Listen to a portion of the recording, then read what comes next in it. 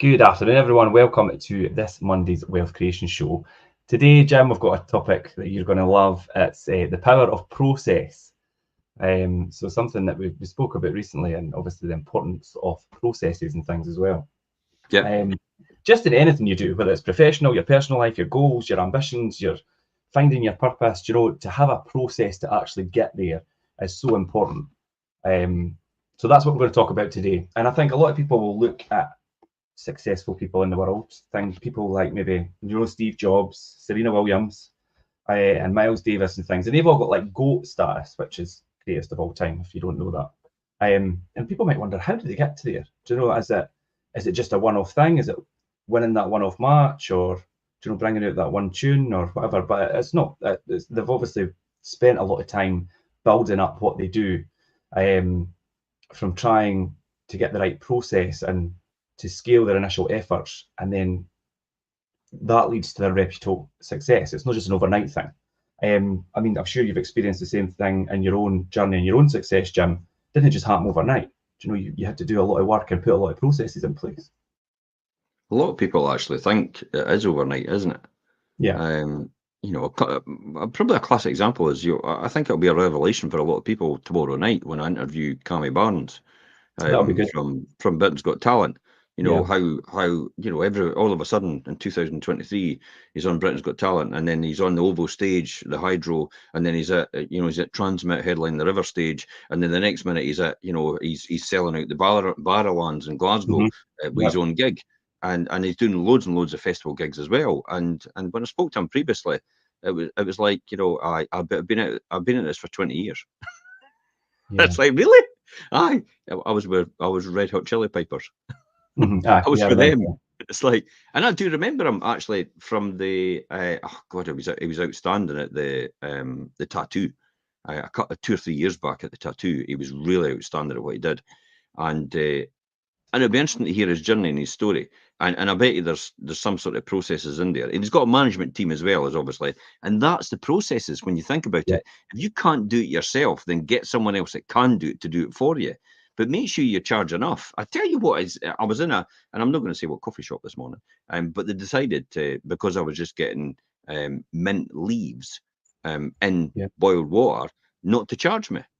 And I'm like, okay, but the person serving me is costing money. The facility I'm sitting in is costing money. The light and utilities is costing money. The furniture I'm sitting on is costing money. So you should be charging me. And I never said anything. Even if it was 50 pence or a pound or something for the hot water. No. She should be charging me the same amount of money as it would cost for a mint tea. Just because she decided to do it like that and thought it was just leaves and hot water. It's a completely different thing. So I will have a word with her, probably next week, or maybe when I bump into her again, and just say, you shouldn't be doing that. Because remember, that is the money. And she works all the hours God sends, by the way. She gets up at 2 o'clock to do all the baking and cooking. 2 o'clock, and then works a full shift in the actual cafe. And it's like, that's not sustainable. So you need to make that money in order to pay other people to do these jobs, so you can actually release yourself, because it's an easy model. So this is why a lot of people undervalue themselves, because they don't have a process and they don't understand the value of having a process. And they just have this goal to have their own place or have their own business. And that is their goal. And once they've got it, it's the typical example, they win once. But if you want to win every single time, have the process. The process is the most important thing in your organization. If you don't have a process, you're basically, it's the old thing about the old adage about if you fail to plan, you plan to fail. Yeah, and I've actually wrote that down here, and why processes are really the most essential component of your own success, and it's because they help you with consistency and efficiency and the quality of work. The quality of work. Property journey. Look at the property journey. Look at the lettings division. Look at the lettings division, the processes that we have in place, and you've got to tick this box, you've got to sign off this box, you've got to do this box. And it's not anything to do with authority. It's to make sure you've actually done it, because that's the systematic process that makes sure you get the result at the end for everybody. And this is why the property journey for a house sale is about 50 to 60 different instructions all the way through it. On the sheet. I think we're on the other side now, or the A4 page. But really, that's what happens. And it's tick, tick, tick, done that. Because if you do all these different things, you're guaranteed that result. look at the process I have for the financial freedom blueprint. It's the Yeah. same every single time for property Yeah. investing. I was reading Scott Galloway this morning, the algebra of wealth, and he's actually talking about risk, and he's talking about the odds. You have to work out the odds and what it is, and he's now explaining. I'm thinking, oh, this is something new. I never realised this. This is like betting. It's like if Yeah. you flick your coin once, you've got a evens chance of actually getting the right result because you've got two sides, 50-50. If you flick it 2 times and expect a tails to come up twice, then you've got a 1 in 3 chance of that actually happening. So it changes the odds because that happening twice in a row. And he says, but that's what a lot of people go into investing or in property investment or anything or opening a business. They don't actually work out the odds of actually success and what it is. But it's the greater the odds, the greater the risk. And sometimes you've got to then think to yourself, actually, it's not worth doing it because the odds are too high. Yeah. The risk is too high. The odds are stacked against you succeeding. And then I looked at property investment. I thought, holy shit, this is a guaranteed 100% win. Yeah. Yeah. If you've got And it's like everything, there is no odds in what I do. It wins every single time. It's 100% guaranteed. and people might be a wee bit dubious if they're watching this, and if so, then don't be, because if you've got it set up right and your numbers It doesn't work, make any difference to me, Richard. no, it doesn't make any difference to you, no.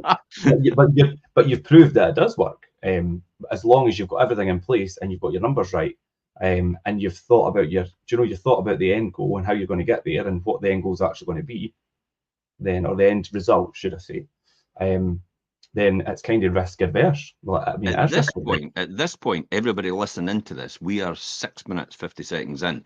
Everybody listening to this should be listening towards the end, right to the very end, because at this point in time, if you've not got anything that guarantees you a passive income every single time, every single week, every single day, every single minute, every single second of every single day, of every single week, of every single month, of every single year, from now on, then you should be listening into this. Yeah. Because that's what I have every single time. This is why we talked about last week, and I said I should really just start a property fund. Because if I just follow the same model, it's a guaranteed success. And the only things that could go wrong is the people that actually invest in the fund. That is the problem. That's the only fly in the ointment, because it's like, oh, I've changed my mind. I don't really want to. I need to take this out now. And it's like that then ruins the model and the way it works. And it's other people's failure of their commitment towards it. It makes the fundamental difference when it comes to a property fund. Because I've got my own property fund and it works every single time. 100% guaranteed. In fact, I've got several property funds. I was just going to say, yeah. Yeah. But yeah, so then, yes, like the whole designing and implementing effective processes, maybe people find that quite challenging. So obviously it's about getting that right balance between your own flexibility and your adaptability on one hand, and then clearly defining your objectives and things. And the outcome, you always set out when you do something, Jim, to find out what the result and what the outcome is going to be and how you get there. So that's kind of what we're going to explore today. And I've got a few subheadings to kind of guide our conversation, but I imagine you've got quite a lot of input because of your own experience with your property. We'll call it a property empire, in fact, because that is in essence what it is. But how your processes got you there. I don't know. When I comprehend the numbers and I think to myself, God, it doesn't sound much to me, because remember, I'm used to dealing with millions upon millions money, numbers, like because when I worked in industry, I was dealing with 100 million quite easily. So they're just numbers to me. This is just all numbers to me. That's all it is. And the higher the numbers, the easier the way I de-risk it, and the return on investment is just all numbers to me. It's I understand the service and all the rest of it, but primarily it's about numbers in the very beginning. And you understand the numbers, and then you extrapolate that, or you place that onto what you're actually doing in real life, and then you take into account the risks of anything happening, the government changing policy, which is why I'm rejigging things just now before the October budget, by the way. If you're an investor right now and you're in property, you better make sure you've got your house in order, because I tell you what, capital gains tax is going to get hit, and I have a sneaking suspicion they're going to talk about the tax credit on self-employed actual landlords in their own name that actually have mortgages. I've got a sneak. I've just something at the back of my mind thinks they're going to do this. They're going to either do it or they're going to phase it in again or taper it or get rid of it and the 20% tax credit. But I'm very, very nervous about the government because they don't understand the commercial reality about the decisions that they make. All they think about is numbers as well, but they don't understand what happens with their numbers when they do it. This is like most politicians. They think they'll balance the books, but they don't understand the impact it has and the cascading effect, like for example, dropping the pebble into the water, and it makes a big splash, but you don't realize the ripple effect that comes out of this. Do you know what I was talking about yesterday as the butterfly effect? Yeah, how these ripples affect everybody else. Yeah. So that is what you have to work out. The decision that you make or you're about to make, what is the implications of what you're about to make, and what is the downside, the worst that could happen in that? But how does it affect everybody else by what you're doing? And is that a risk in itself? And if the answer to that is no, then why are you not doing it? Mm-hmm. Because you think to yourself that it must be too good to be true. Surely everybody else would be doing it. No, they don't. No, they don't. They don't want to take. In their mind, they don't want to take that risk. And I'm like, what risk are we talking about? Mm-hmm. Because I don't see any risk. I see a less of a risk than even you owning your own house. I've got less of a risk actually in property investment than some of them does of owning their own house. Yeah. Work that one out. And a lot of people might not agree with that, but then that's up to them. No, it's a fact. Yeah. I couldn't care less if they don't agree with it. That's It is a fact. Every single time. Yeah. I have got less risk in property investment than you have of owning your own house. I know. I could see that because I know how you. Yeah. And do you know why? Because I could just sell the asset and realise the gain. Yeah. You can't sell your own house because you've got nowhere else to live then. You need to live in it, yeah. Yeah. And plus your house costs you money all the time, where mine actually makes money all the time. Mm-hmm. So home ownership is actually more of a risk than actually investing in property. That's a really good way to put that, and to make, to kind of make people think about it differently, because people do look at it as quite a risky thing, property investment, and you're putting your money in, and what if it all goes wrong and I lose it all, and and that's what keeps people on the fence or holds them back. So that's a really good way to put that across. I think it's their own preconceived ideas about their own fears that hold them back. Yeah. I don't think it's actually the facts that are delivered. I think it's how they interpret it. And you can see, we can all see the same picture, but we can all interpret it in a different way.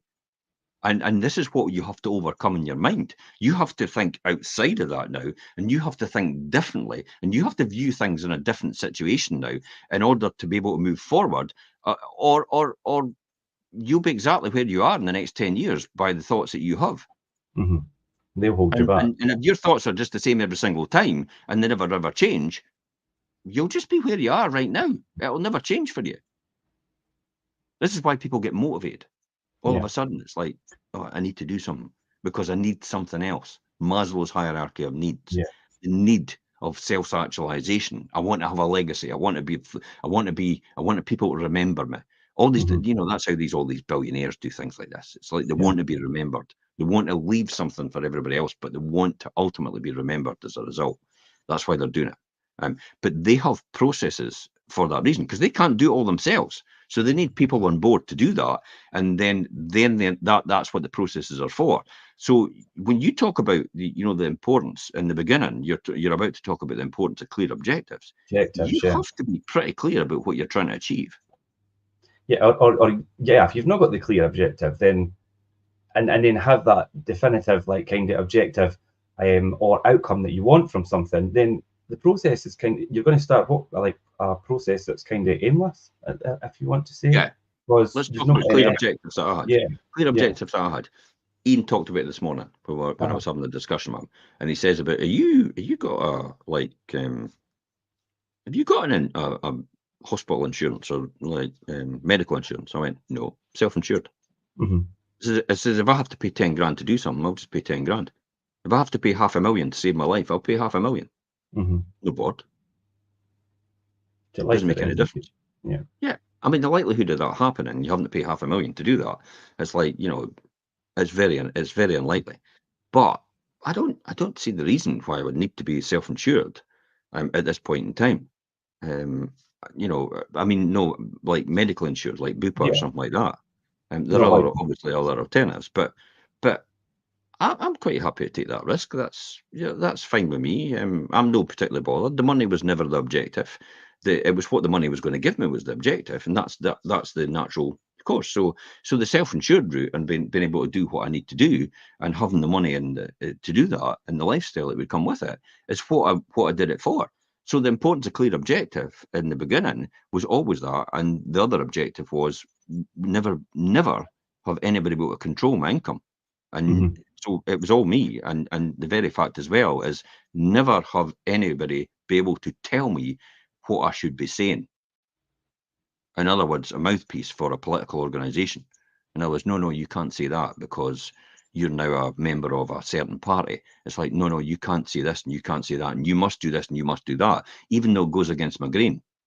And it's like, no, I'm not going to compromise on that. I would never do that. That's why I've always said I would never be a politician. I'm a great lobbyist. And that's fine. And I'll make Yeah. people think about the consequences of their actions. Hence the reason why I did with rent controls for that reason, to make the Scottish Government accountable and to make Patrick Harvey accountable for what he did, and people understand why Mm-hmm. what actually happened out of that, and how rents rocketed right to the roof, and how rents are continuing to rocket was a result of what he did. And I had to point that out in the beginning, and I did. The And Minister it's for Tenants. self-reteach. Yeah. And the Yeah. only person that suffered is the tenants Yeah. as a result of it. So I had to point that out. And if I was a member of a political party, like, for example, if I was a member of the SNP, then I wouldn't be allowed to say that. I Mm-hmm. wouldn't be allowed to Yeah. go against the grain. Yeah. You That would would be be held fine with me. back for Yeah, expressing your you would have the whip in the party going, like, we're not wanting you to say this. No, I'm going to say it. So I'm quite Mhm. happy to say these things and look at injustices. Um, yeah, and I do that all the time, and it's fine. The classic example is, as you point your finger, you'll have 10 pointing back, and it's like, I'm not bothered. It makes no difference to me if 10 are pointing back. My lifestyle will never change Mhm. as a result of that. I can sit on a beach for the rest of my life and drink pina coladas and never need to worry about ever again money. But I choose not to. And that Because there's is other what things financial that you freedom have. gives you. Yeah. Well, You, it's not other things, Richard. It's the very fact that the very fact that you can choose not to, Mhm. even when you can, is even more rewarding Yeah. than anything you could ever have, because you've now got your time back and you can choose to do anything you want to do with your time anytime you want to do it, and put that time into someone else And and how much invest. does that put you in a much better mental state to have that feeling than just say Joe Blogs that works 9 to 5? Well, Do what you would know? you need? What would you do if you never need to worry about anything ever again? Anything. I would feel a Never lot need to more. worry about it. I would feel a lot more less weight on your shoulder, less responsibility in terms of your commitment to do you know the 9 to 5 thing? You I mean, no, still, yeah, well, you still have. Trust me, you still have. You just, you do get more responsible because you take on projects that you would otherwise never have taken on, and Mhm. you do still become more responsible because it's just the way you're wired. But then That's yeah. that's a lot of it's through choice as well. I mean, you choose to do a lot of the stuff Yes, that of you do. course, and it's the great of having the choice, but also it's the commitment you actually give as well. So the difficulty is more people want your time as a result of that because they see you possibly as more successful than what they are, and they want you to get involved in what they do. And I do have that with people coming to Mhm. me and saying, "Would you come on this board, or would you help us with this project?" And it's like, I've only got enough hours in the day, There's but I only tell so you much what you I can can do do. then. I can point in the right direction in order to get that, because that's the skill set I have. The skill set I have is process and understanding processes. It's Mhm. not it's not really people, if that makes sense. Some people out there would completely agree with that. I don't have a skill with people. But I understand process. I Yeah. understand process completely. I see the world as processes. That's how I So see things. so when you're implementing or applying a process or putting a process in place, how essential would you say it is to start with the end in mind? Well, unless you know where you're going, you'll never get there. Yeah. So But we'll look at it like this way. Could you imagine playing a game of football and having no goals? Yeah. No, having Because you're not going to be a great scorer, are you? And you're not even going to have any idea who won. yeah, because you set out to play a game of football, but the objective is to get the ball in the net. The ball and the goal. And if you don't have the goal, then what's the point? And It's then like I you're say the just kicking further a ball objective about. to that is to work your way up the leaderboard or whatever through scoring goals. Do you know? So that do you know that's that kind It's of the way process. our capitalistic system works. Our capitalistic system is what we've got. And you could argue it's like, oh, this should be changed. It's like, you're never going to change it. You're maybe going to help it a wee bit more and adjust it over hundreds of years. But this is capitalistic system we operate in is thousands of years of people and the knowledge and expertise and how that's evolved. So that'll never change. This eat the rich mentality, which is I sat in the last song this band played was eat the rich, eat the rich, eat the rich. And I'm like, well, you didn't understand that the rich are actually the people that employ you. So I tell you what, we'll eat the rich. The rich will then lose all their money. They'll then lose their business, and then you'll lose your job. Yeah. So maybe that's not the best way to adopt things. But we still have this attitude about it's all the rich's fault. No, you are where you are because the decisions that you've taken or let someone else take for you. And everything is in your control. Despite the fact of what you say, everything is in your control. And do you think that kind of that view? I was going to say mentality, but that kind of view and that's kind of inducted into people. I mean, that goes back centuries. This difference between the rich and the poor, and you know that goes back a long, long time. And it's The just rich and the poor is not necessarily a monetary thing. It's a way of thinking. Status thing and that as well. Yeah. No, it's not a status thing either. Okay. It's the difference between the rich and the poor is purely down to the way they think. Right. Okay. And let's change the rich to wealthy. Wealthy. Yeah. The wealthy and the poor. The difference between the wealthy and the poor is the way they think. It's got nothing to do with money. Yeah. I'll say that again. The difference between the wealthy and the poor has got nothing to do with money. It's the way they think.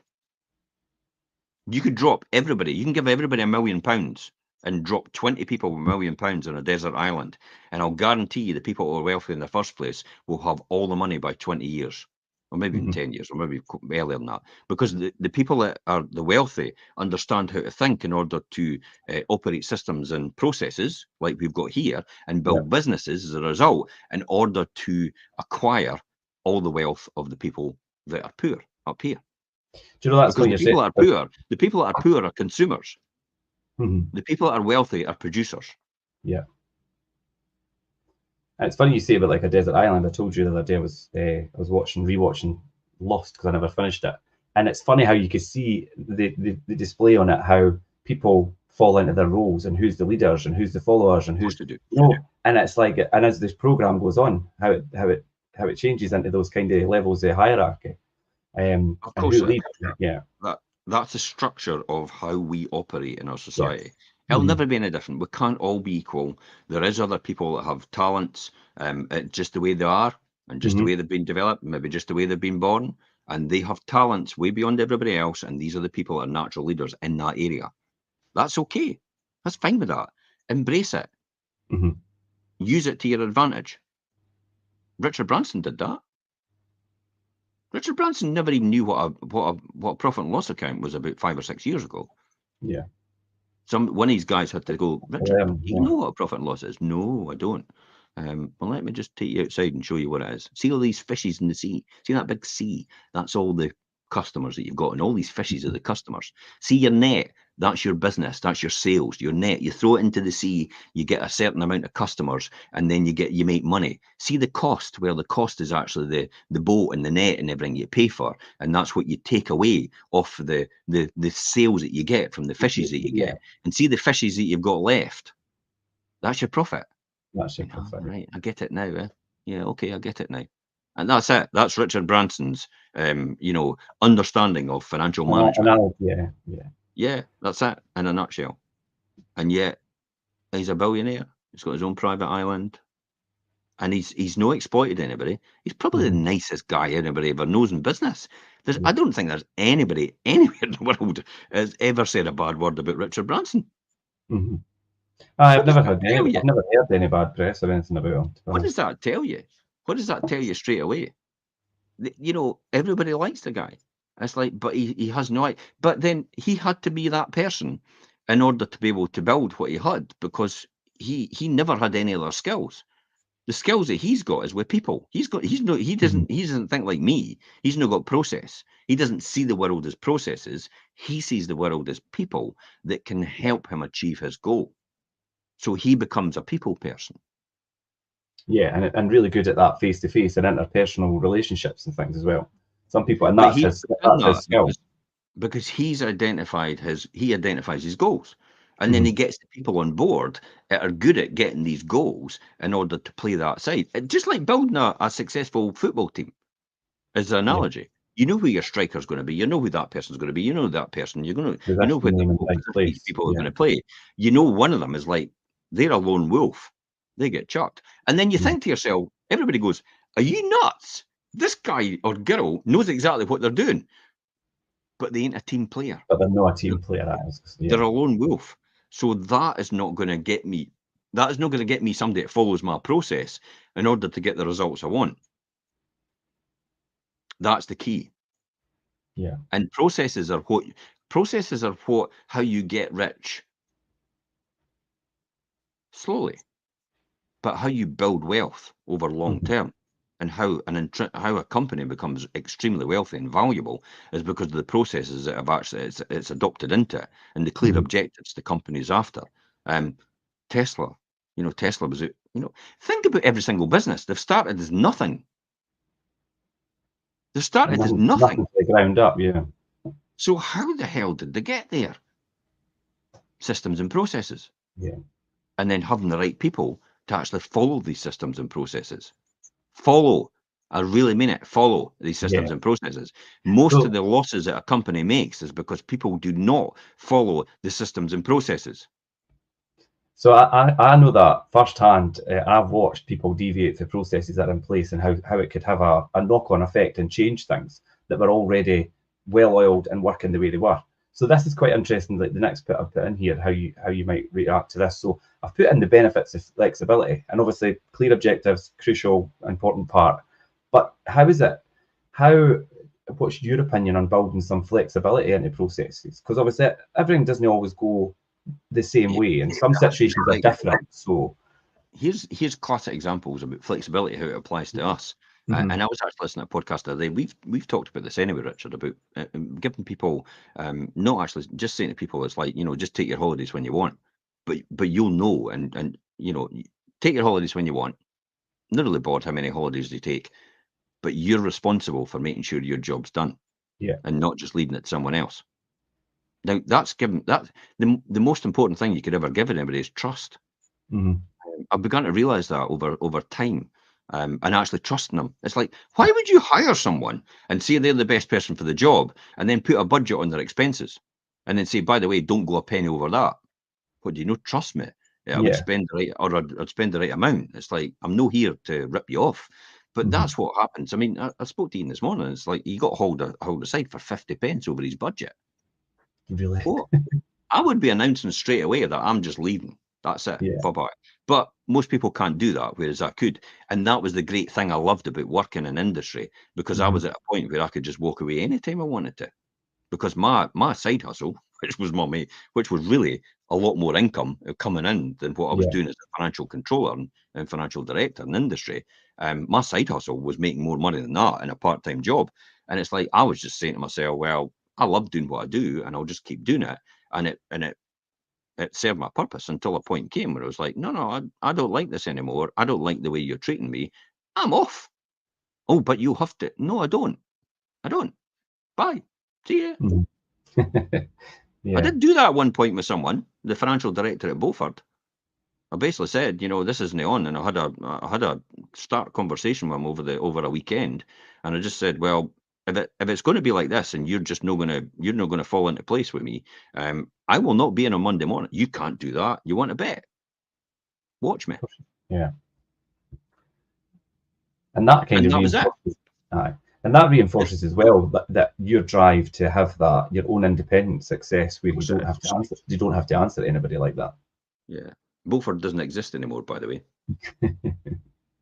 Think about that. I Yeah. was part of the management team for that reason, a PLC. And it's like, you know, I was part of their help and their management team, even though I was the financial controller at one of the subsidiaries.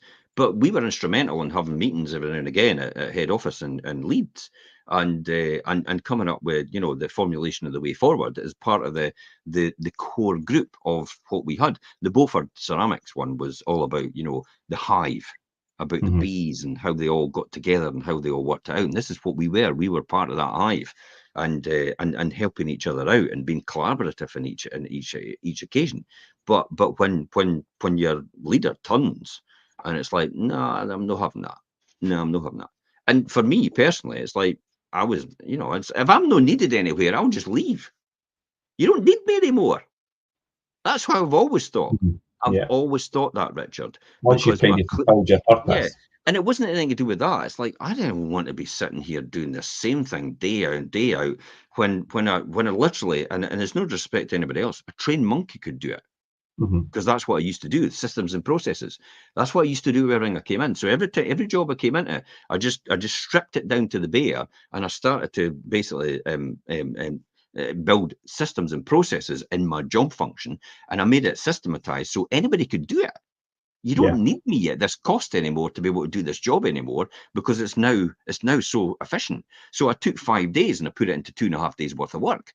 When I started, I did that at Balfour's, I did that at Tillis Russell, I did that at VZS Technical Ceramics. You know, I've got a track record for doing it every single time. And it's like, I'm no there to, and I did it at Standard Life. They actually, everybody in the department took me aside one day to lunch and went, Jim, you need to slow down. You're making us all look. Honestly, Will, I remember Will and Martin came to me, because I used to go to lunch with Will and Martin all the time. Martin McCloskey, actually, I remember his name. And Martin and Will was the ones that were obviously told, listen, guys, you need to have a word with Jim and tell him to slow down. He's making us look bad. Because we all used to get an allocation of what we were to do for the week. And I was like, I'm finished. It's like day 2. I'm finished. I'm done. It's like, give me more. And they were obviously panning it out across the whole 5 days. They used to have a conversation with each other and have a great laugh and all the rest of it. And I still had a laugh, but I was still able to do it so quick because I was able to build systems and processes in order to be able to do that quicker. Without actually compromising on anything I'm doing, if anything, actually to a higher degree and a higher benefit and higher security and internal control in terms of what I was doing.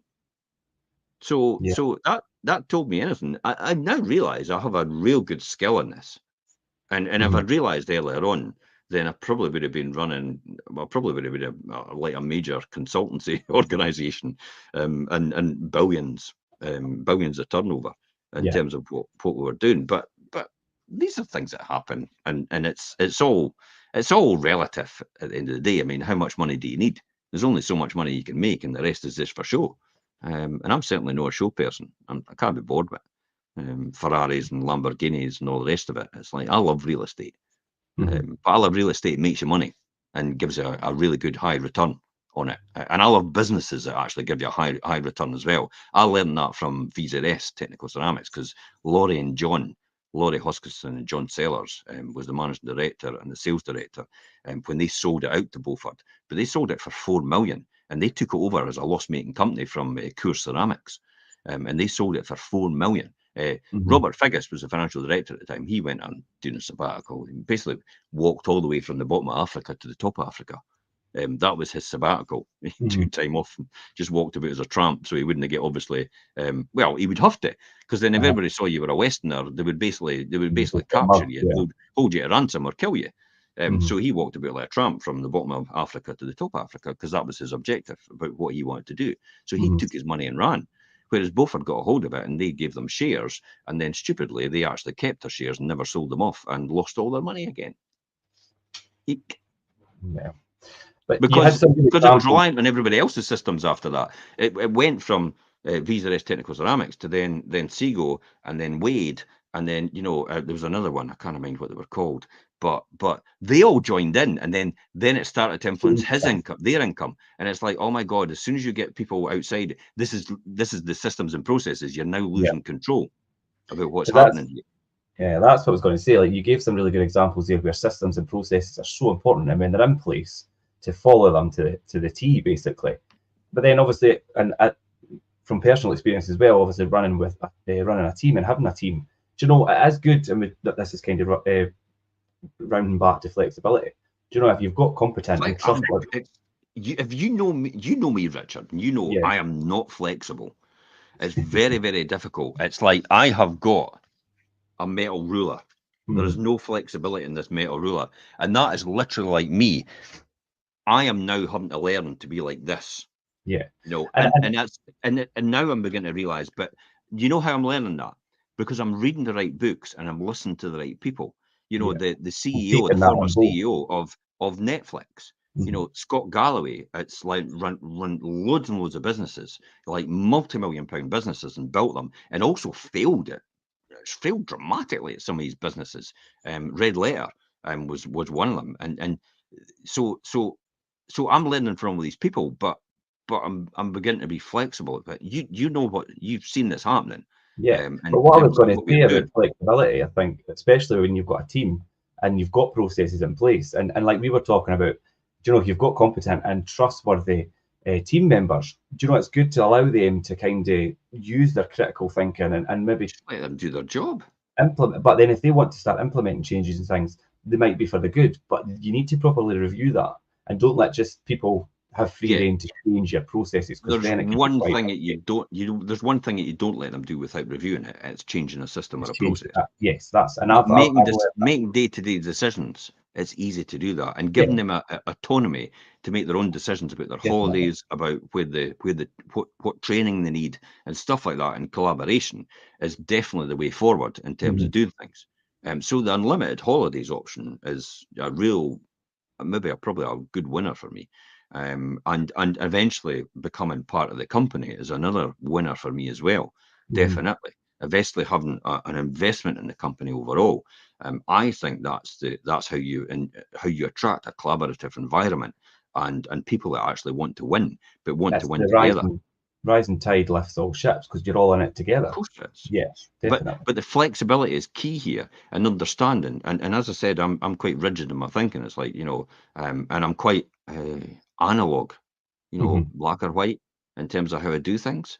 It's like either all, There's no grey. yeah, but I'm learning to be a bit grey, Yeah. as you can see here, grey all over. Um, but I'm learning to be that, and that's okay.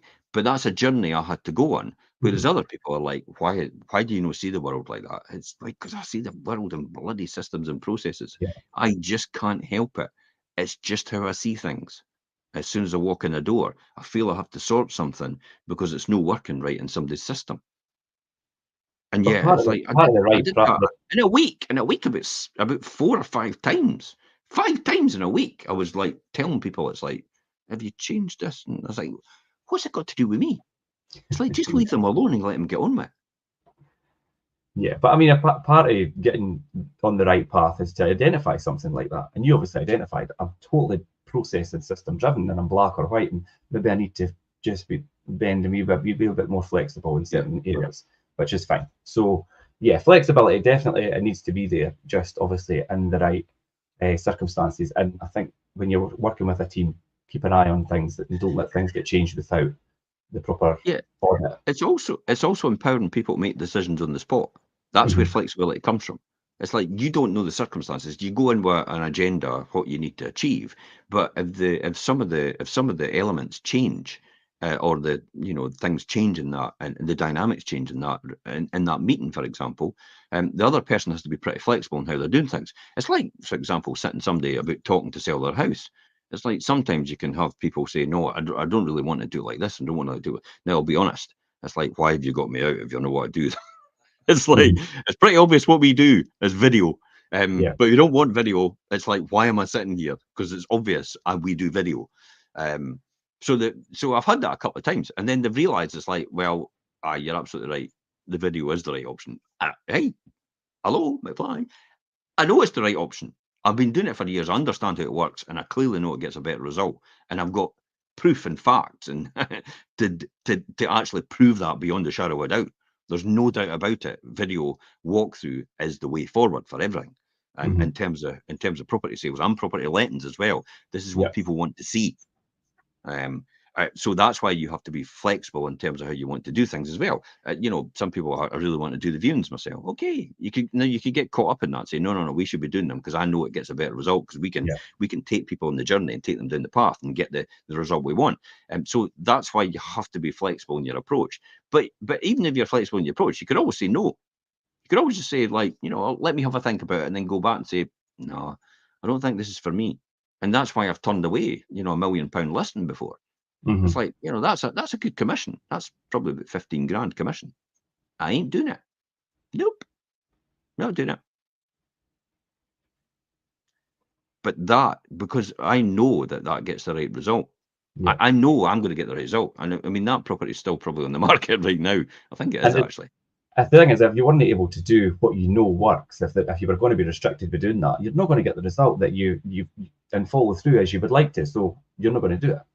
Yeah, and so you can have flexibility in terms of what you're doing it, but flexibility also allows your team members to apply what they think it should be happening. Just Now, there's a difference between what they think and what the system tells you is you should be Mhm. doing.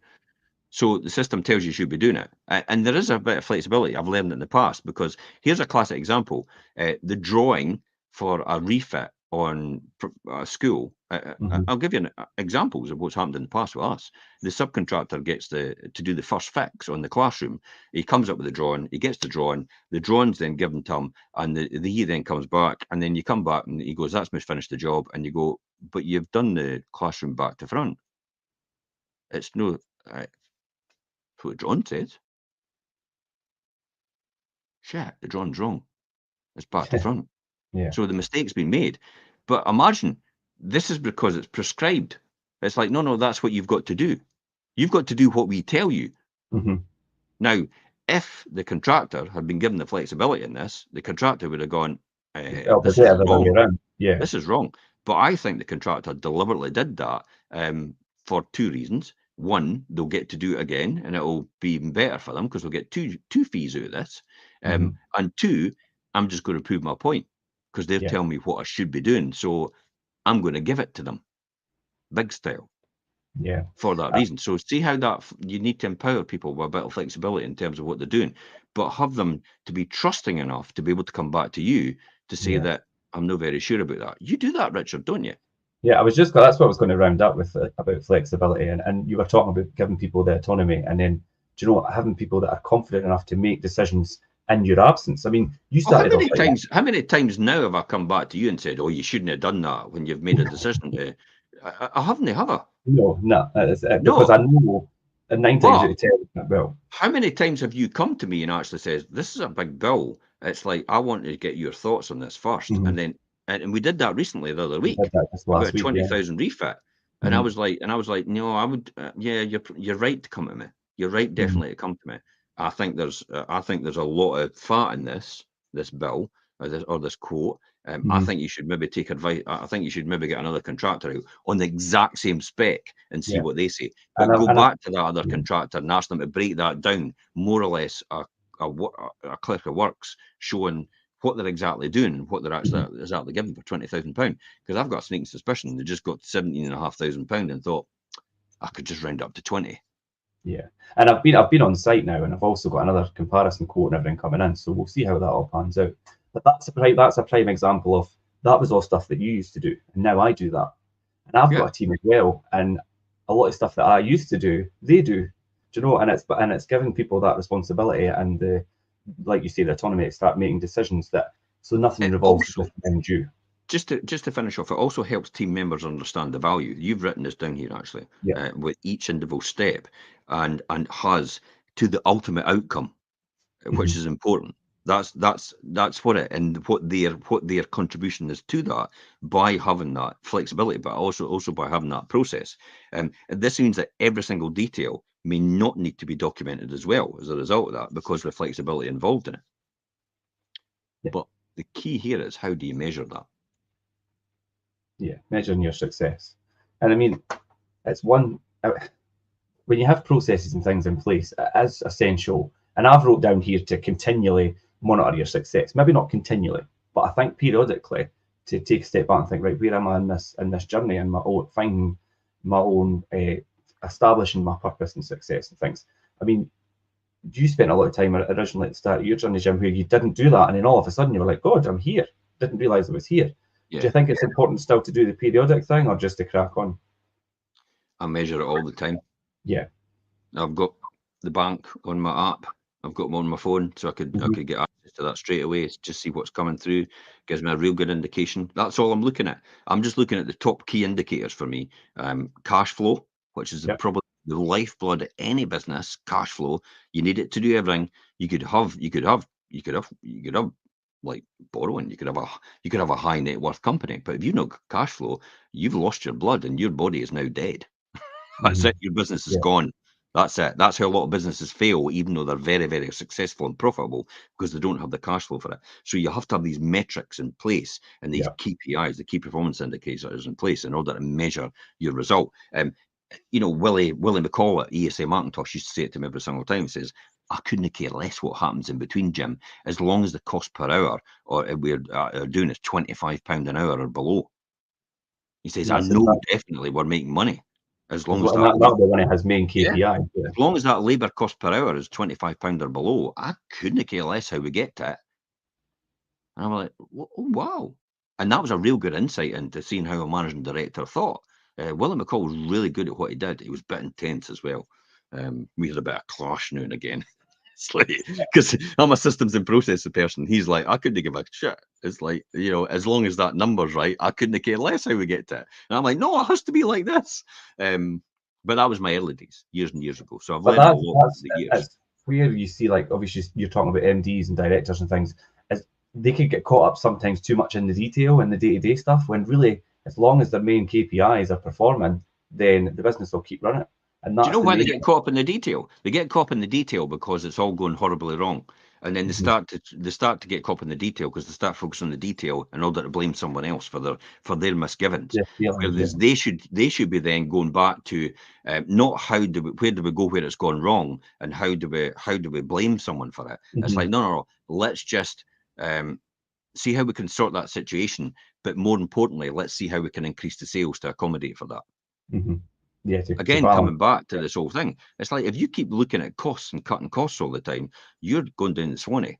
By the way, that's the government cutting costs all the time. We're in for a rough ride, I'll tell you. The government needs to make more money, and that means attracting more outward investment inward to this country, and having not a deficit every single month in your balance of payments, but having a positive every single month in your balance of payments, because that means you're actually making money as a United Kingdom PLC. That's the key here. Not generating it, and the businesses will generate more tax as a result, and also closing these loopholes that you've got in tax. But I'm not talking. I mean, these are all minor things. Remember, these are all people that create business as well, though. So you've got to watch for that. You've got. There's a fine balance in that, but you've got to make. It's all about making more money, because there's more money with sales. We talk about that in house sales as well. It's like here's the classic example. Half the audience actually go for low fee estate agents because we could save money on our fees. It's like, okay, but work that out. It's only £1,000 at the best you'll save, if not a few £100 in your fees against another estate agent.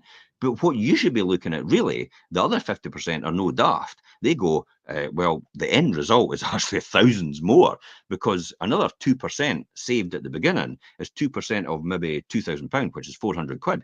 Another 2% on the sale of my house, which is £200,000, is £4,000. Yeah, and there's the added value. 400 saved, 4,000 made.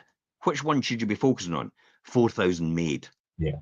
And paying the £400 extra, because it's you're up £3,600 then in your end result. More money in your pocket. Only 50% of the people get that. The other 50% are broke and thinking poor. That's the broke mentality. They just see the lower fee, and that's what they'll pay. So I But yeah, don't need to added appeal to value. everybody. I just appeal to the people that actually understand that concept, and I win every single time for them as a result of it. Yeah. Yeah. So, and then talking about measuring success, you spoke about metrics and things there, Jim, and things that could be obviously Conversion, yeah, market appraisals, implemented visually. conversion, number of viewings done per property as us, average fee that you're getting for a property in the areas. These are all metrics that we would measure as a result of it. It's the same with rent, return. Yeah, well, we're credit control, occupancy rate, obviously our market appraisals, our move-in numbers. Do you know what they're all our key things that we look at in lettings as well. And you need that. You need that to tell you where you're going as a result, and if you're actually making an improvement. The other two improvements, which are really important to us on a customer scale, is the ESTAs, which measures your measures your success in your customers' eyes, because it's your customers that vote for you in the ESTAs. 99.2% approval rating for sales. That's the customer's experience, the sellers. And then the other one is how well we operate outside of that for the buyers, and the service levels we give them, and that's by the Best Estate Agent Guide, which is the property mark, which runs the Best Estate Agent Guide. So we're the top 3% in the whole of the UK. One of the agencies top 3% in the whole of the UK. So there's the other metrics that we are actually measuring as a result, how well we're doing in these areas. So that then gives us an overall picture of how successful we are as a business. I'm not caring about the profit and the sales. All come as a byproduct of getting all these things right. Yeah, and it's a good thing about because the feedback for landlords and sellers and buyers and all the rest of it, it lets you see what their feedback is on your processes and whether they are working and whether they're doing what they're supposed to do. And I put in here as well, like the qualitative feedback as well from like your even your team and your clients and things. It could be just as important as the quantitative feedback. Do you know? And it really gives you a better understanding of what's working, what's not. Do we need to alter or change any processes, or what we're doing working? Let's just keep cracking on with what we're doing. So I think that's really important.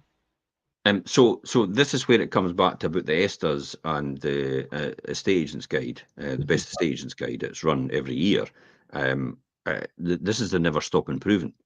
This is the making marginal gains. I mean, when you're at 99.2%, you're marginal gains territory. It's just like you'll never get the 100%, but you can just make small improvements to keep you up there and keep you at that sort of level. So it is things like the QR code going direct to a property on a board. That's a marginal improvement because no one else does that.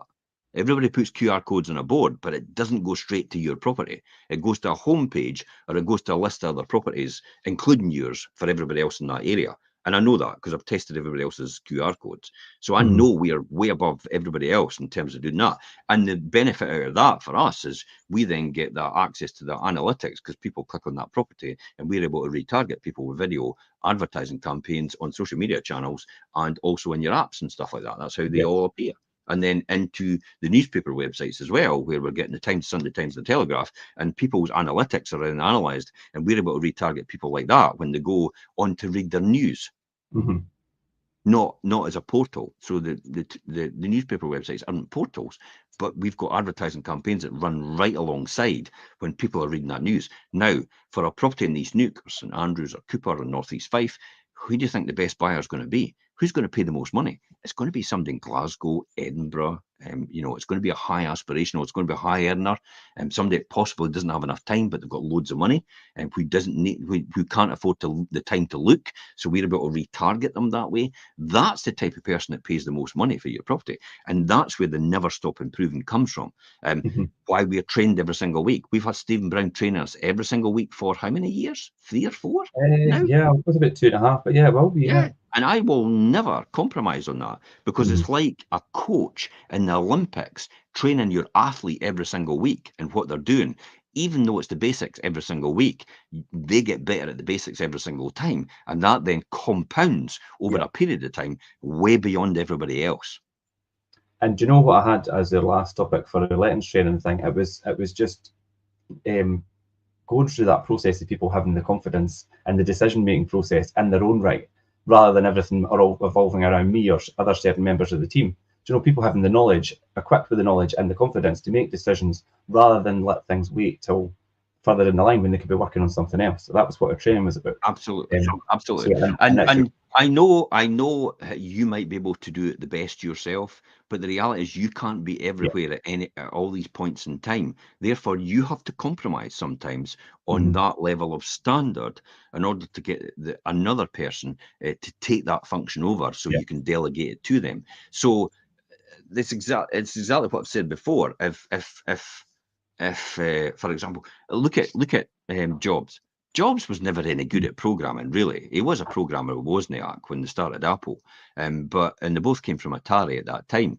But Wozniak was the person that was the genius when it came to programming and developing the system. What Jobs focused on was what does it look like and what benefit will it give people. So Wozniak was the detail. Wozniak was micro, and Jobs was macro. He was the bigger picture. What's it going to look like for something? Hence the reason why I took a course in calligraphy. Just as a sabbatical. Just like, I think this should look good. These fonts should come out better. This design should be a lot better. And that's what excelled Apple into a lifestyle brand. Apple's not selling you a computer or a phone or anything like that. Apple's selling you lifestyle. That's it. If you look at every single thing, they're all selling different things. They're not selling. McDonald's isn't selling you burgers. They're selling happiness. When you see every advert, that's what it is. Coca-Cola. Coca-Cola's not selling you Coca-Cola. They're selling you joy. They're selling you lifestyle. The whole thing that goes with it. Yeah. I'm not selling you a property. When I'm selling it, I'm selling you lifestyle that comes with the property. I am not selling your house. I am selling your lifestyle that house gives you. That's what I'm selling. And if it's a run-down house and it's falling apart, because people will say, "Oh well, I can only come to you if I've got a premier house." No. If it's a run-down house, I'm selling your house to someone that sees the potential to add value. Someone that could add value and then make income out of that, and that can give them a benefit of a decent lifestyle or an income for their family over that period, for doing that. That's what I'm selling every single time. I ain't selling the property. Yeah, no, you're absolutely right. And like you say, in terms of the property, it is selling a lifestyle, and each business has their own objectives of selling. Do you know, whether it's a lifestyle or whether it's happiness or whether it's that whole feeling? It's not necessarily about the actual product itself. But when we talk about they never stop improving, and you should always be continually learning and adapting and improving.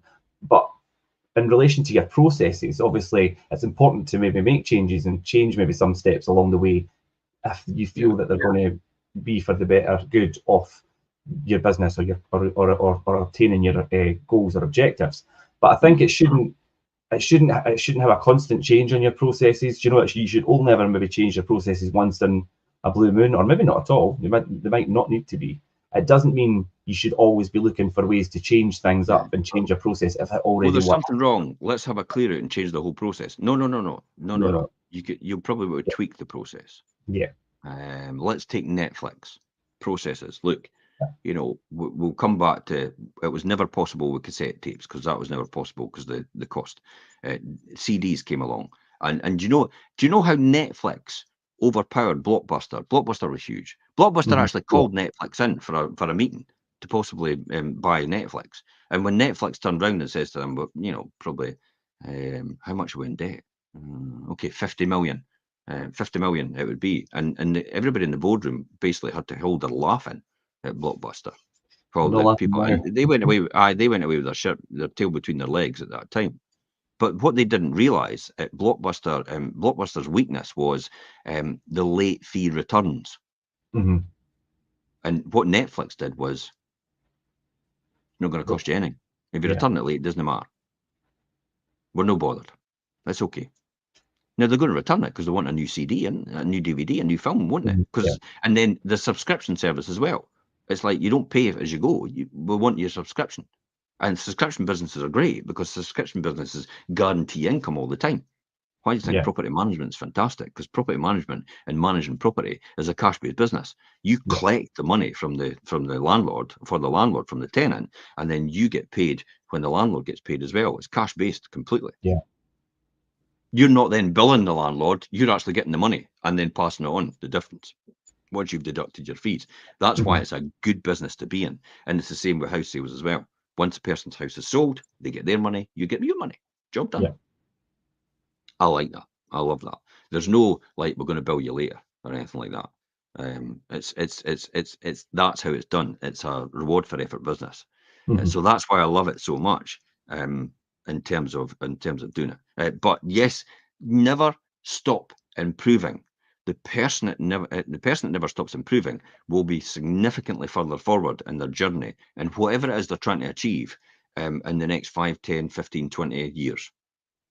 You might think it's a big mountain to climb, but I tell you what, that'll pass like that. And then you'll sit in 30, 40 years' time and you think, I wish I'd done that. Which is, yeah, I know. And hindsight's a great thing. Yeah. But yeah, definitely. Yeah, no, that's good. And I think, well, to round up today, I think obviously the power of having processes and things in place is we've made quite clear. And I think when they're designed and implemented really effectively, it can really help you drive the success of your own self and your goals and indeed your business if that's what you're doing. But it's important to find that right balance between your flexibility, your adaptability, and clearly define your objectives and your outcomes on the other. And you say it all the time, Jim, and we spoke about it today. Always start with the end in mind, and think about where you're going, and how you're going to get there. And I think that could really ensure that you have having the right processes and things could really ensure that you get there and have that positive outcome at the end.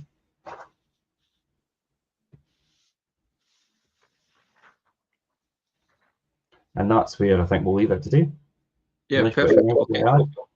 No, thanks everybody for watching, and we'll be back next Monday as usual for the Wealth Creation Show, 12:30. Jim, you doing the midweek show with Sophie this week? What are you talking about this week? Midweek, we're talking about the market and how to know if you're in a hot buyers market, hot sellers market, sellers market, buyers market, or a balanced market, and how you could do that for yourself. You could actually easily work that out. So we're going to talk about that. It's going to be at Thursday at 1 o'clock.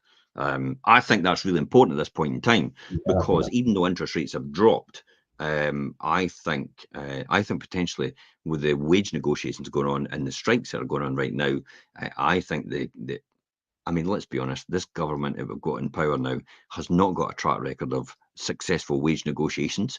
They tend to cave in quite easily, and actually because I think most are from local authority or public service backgrounds anyway.